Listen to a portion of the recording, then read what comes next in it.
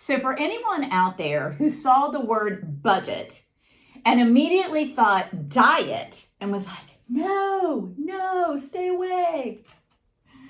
We are not here to ask you to give up all your guilty pleasures.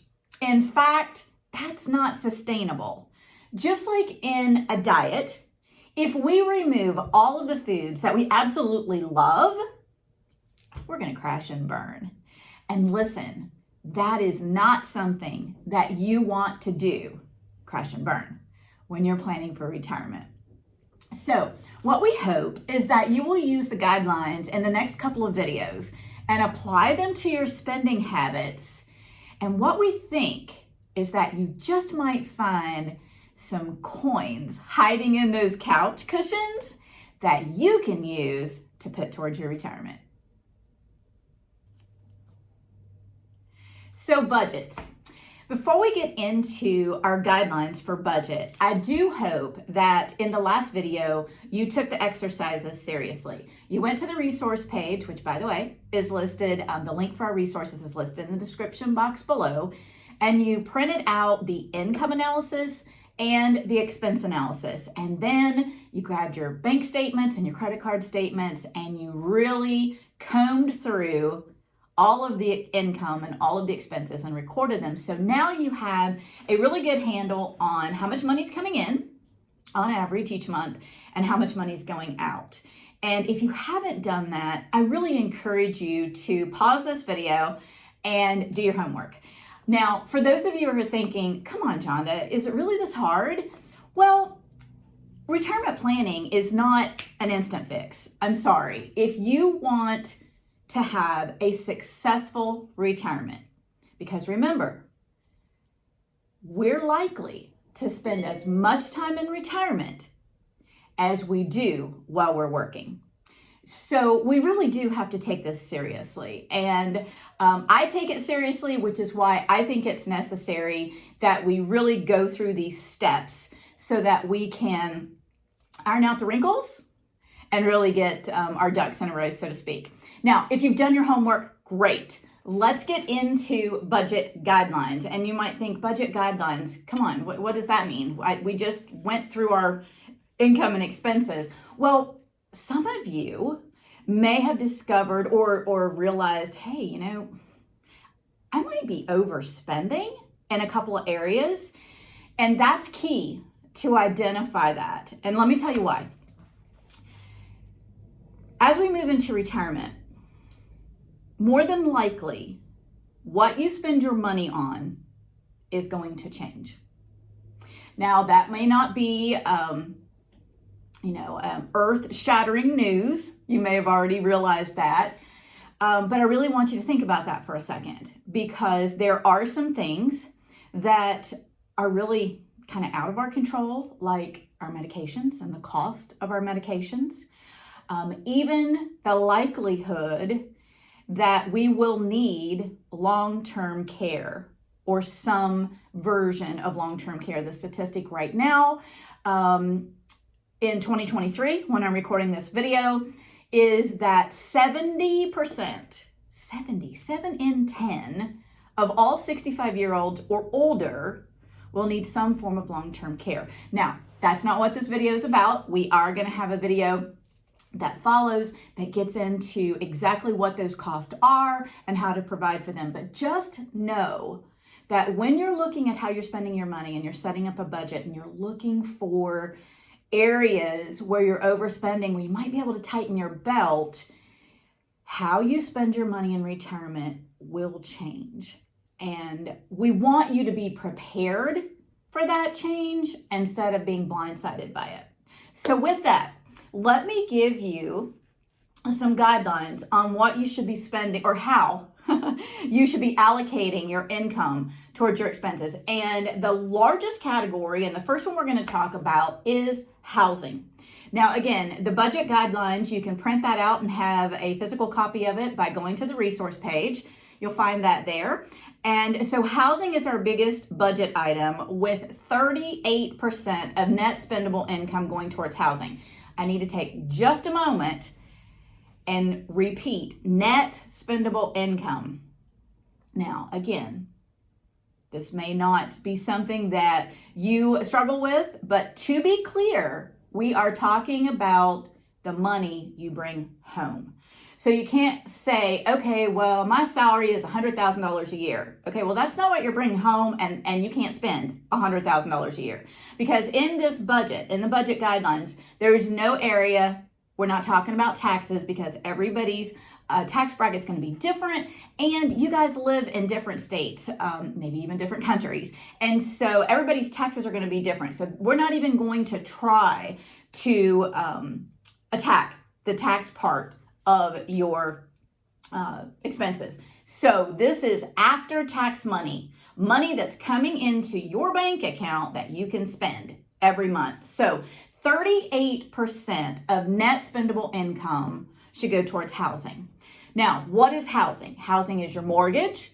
Housing is your rent.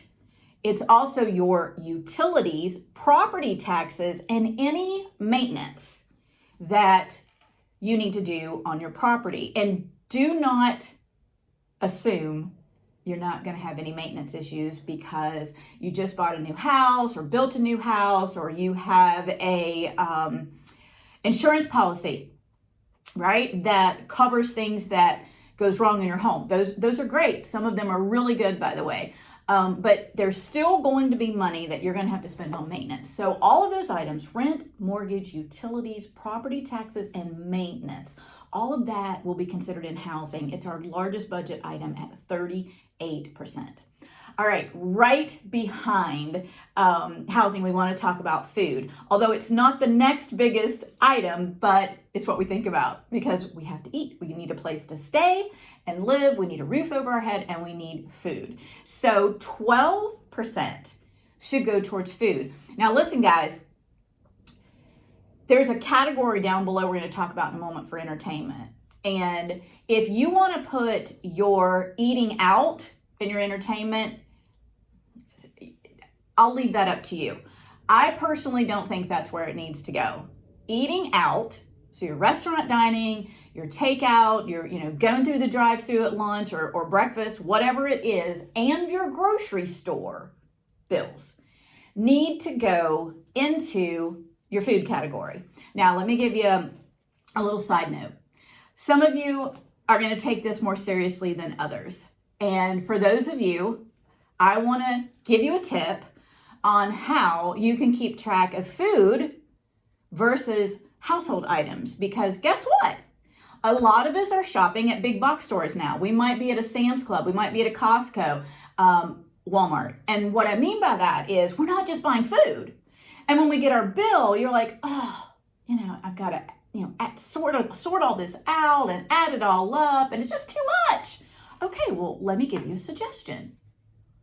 When you're ringing up your purchase, and yeah, these days we're ringing up our own purchases, right? The self-checkout.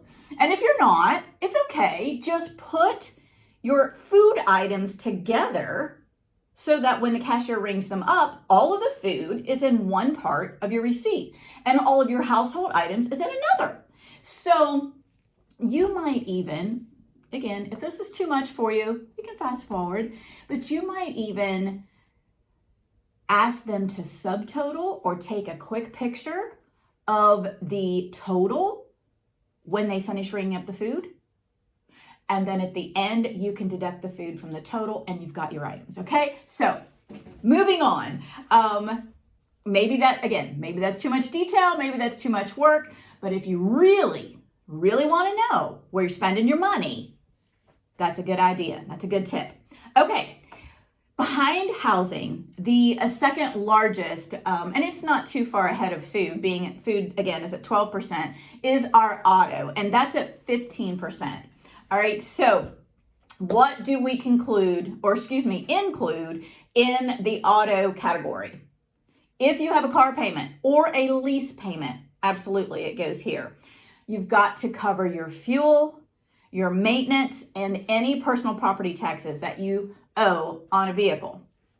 Now, some states don't have personal property taxes. That's great, but plenty of them do. So for those of you who have personal property taxes, On your vehicles, you've got to include this here. Even licensing fees, or if your state requires an annual inspection, anything related to your vehicle, all right, needs to come into 15% of your net spendable income. All right, now we need to talk about debts.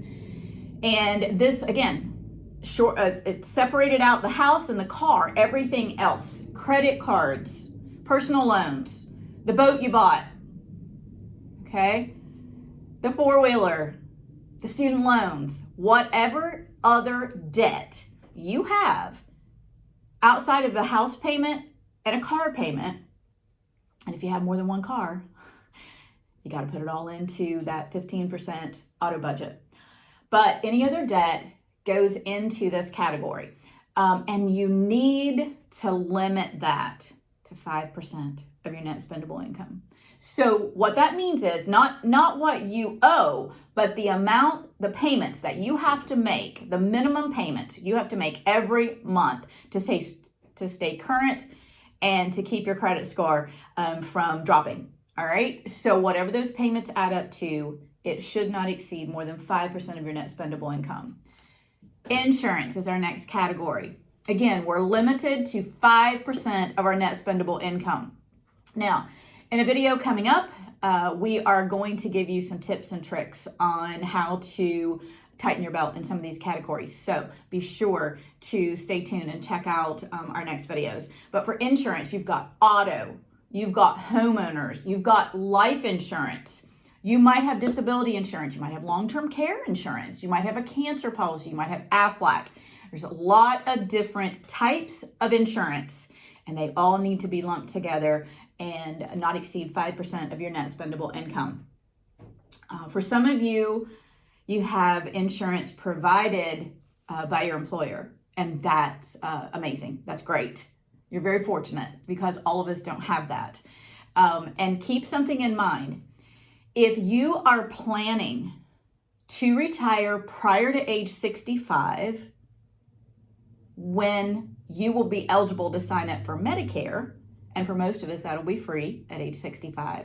But if you're retiring early and your spouse either is retiring with you or they don't have health insurance at their employer, you are going to be required to purchase health care. Guys, this has become probably the biggest deterrent in retiring early. The healthcare industry and the cost of our medical insurance has skyrocketed. And when you're in that, we call it the gap, when you're in that window of, you've saved and you've done well, and maybe you're 62 and you can afford to retire, but you've got to provide your health care between 62 and 65, and all of a sudden your budget is just blown to smithereens. So keep that in mind as you're thinking about the age at which you'd like to retire. It's a big consideration. Okay, so at the beginning I was talking about eating out, and you might want to throw that into your recreation or entertainment budget. Personally, I don't do that. If you are married or you're in a partnership, you need a date night.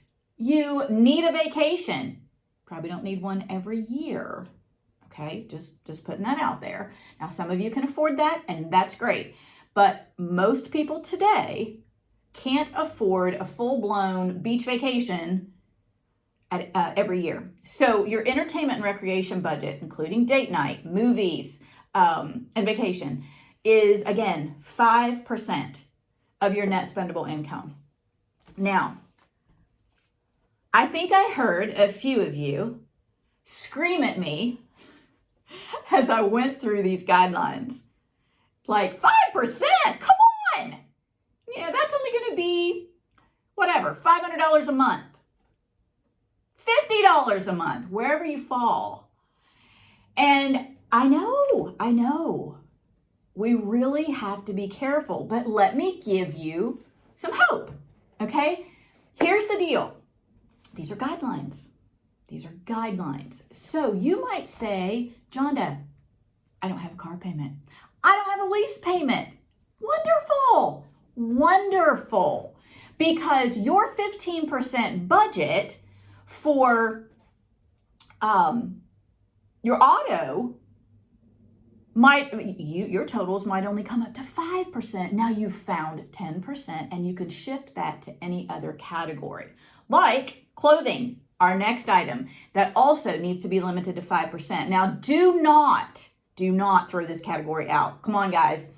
There's a couple of things you got to consider. One, our weight doesn't stay the same. For most of us, just saying, for most of us, our weight fluctuates, and we might outgrow our clothes, or you might lose a bunch of weight and you need new clothes. And here's the other thing. Clothes wear out, okay? They wear out.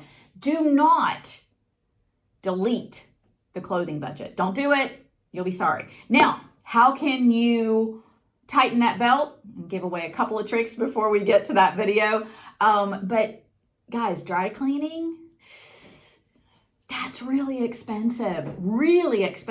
And so if you can avoid that, because there's a lot of good materials available these days that don't require dry cleaning. And for my guys out there, come on. You can iron your own dress shirts and you can buy a can of starch for $2. Okay, so listen. For some of you, the clothing budget, the clothing category in your budget is out of control. Just saying.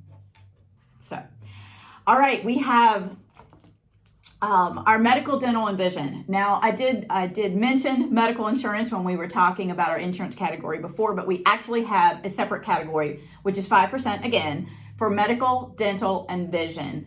So the insurance category we talked about previously is going to be your home, your life insurance, your auto, long-term care insurance, and then you can have another 5% attributed to medical, dental, and vision. Now, this is prescriptions. This is office visits. These are glasses. Just had some glasses made recently, and wow, those aren't cheap. Depending upon your prescription, you might need something special, and that can really put a dent in your budget. So 5% medical, dental, and vision. Again, if this is something that's covered by your employer right now, hey, there's some found money that you can shift to another category like savings. Okay, miscellaneous. This is where a lot of people get in trouble, okay? Miscellaneous, again, just 5%. 5% of your net spendable income. And this is stuff like toiletries, your haircuts. For ladies, our hair color, right? These acrylic nails that we like, they're not free. In fact, they can be kind of expensive depending upon your salon. And all those cleaning supplies that we talked about that you're getting at the big box stores, and you're going to separate that out when you're checking out so you can grab that total really quick. So all of that together is going to be another 5%. So those are the categories, the budget categories, and everything has to fall into one of those categories, okay?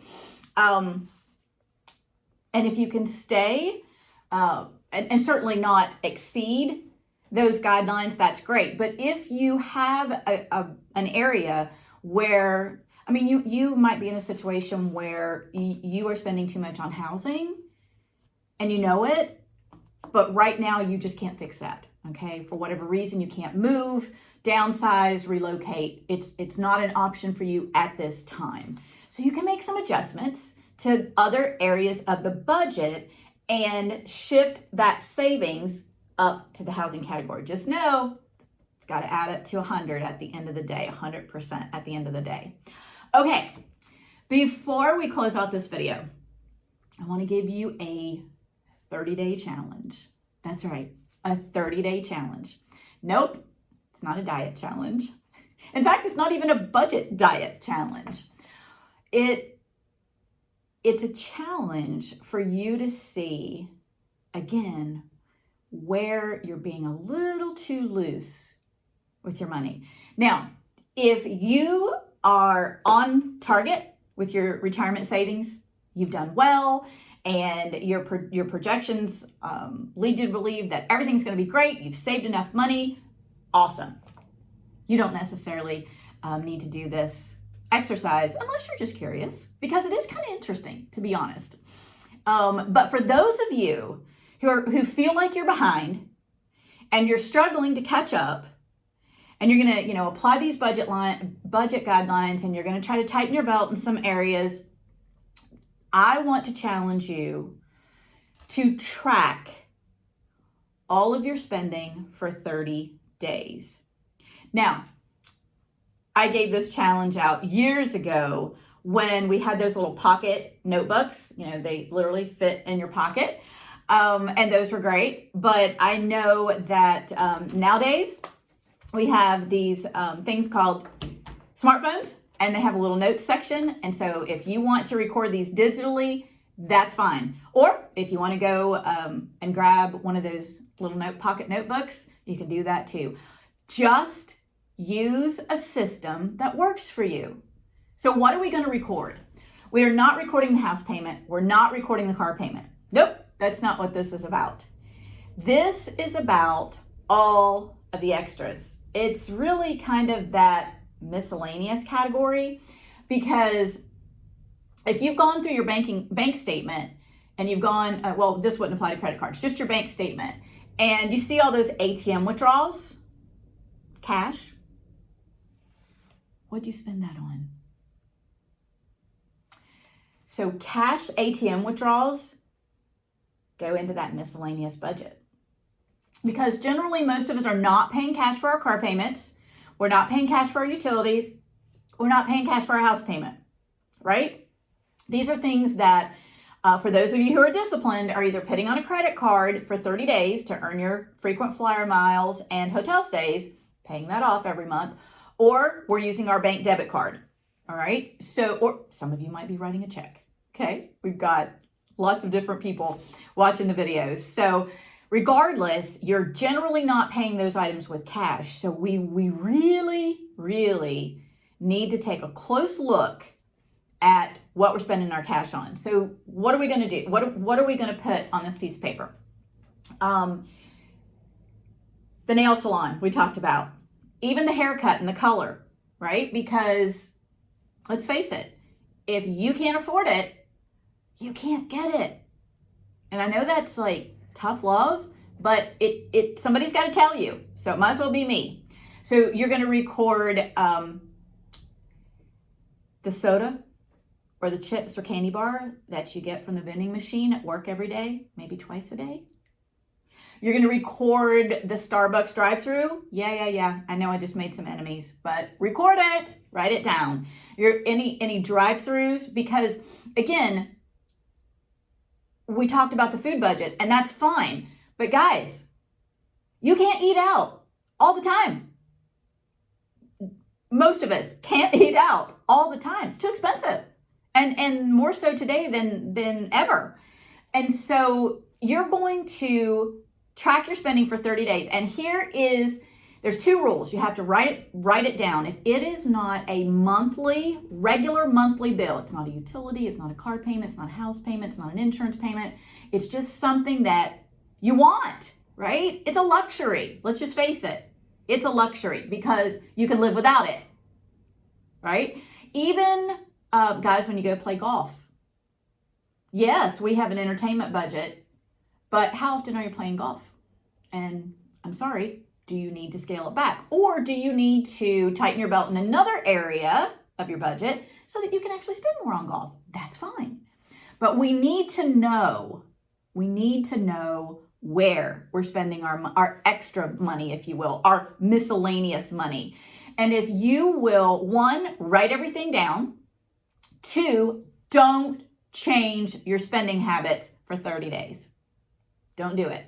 If you really want to see the results from this type of exercise, you need to write everything down, and you don't want to change your spending habits. Because, if you do, then the exercise is just kind of skewed, and it's really not going to be as helpful. So that's my challenge for the next 30 days. Write down everything that you're spending your money on that is not a requirement in your current lifestyle. Now, before we close out for today, I don't want you to panic. Remember what I said at the beginning. I am not here to ask you to give up all your guilty pleasures. It won't work. It's not sustainable. Okay? We are here to enjoy life. We just need to be responsible about how we're spending our money.